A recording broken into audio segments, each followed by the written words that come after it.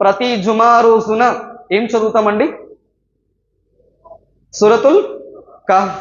ప్రతి జుమా రోజున సూరే కహఫ్ చదవండి అన్నారు ప్రవక్త సల్లల్లాహు అలైహి వసల్లం వారు. ఆ సూరే కహఫ్ ఎవరి గురించి అయ్యా? అస్హాబే కహఫ్. ఎవరి గురించి సూరే కహఫ్? కొంతమంది యువకుల ప్రస్తావన.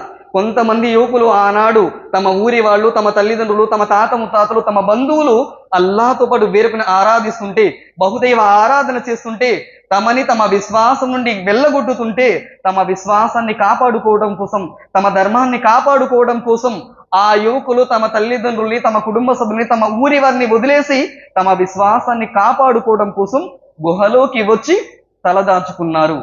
వారి గురించి మనం వినటం లేదా?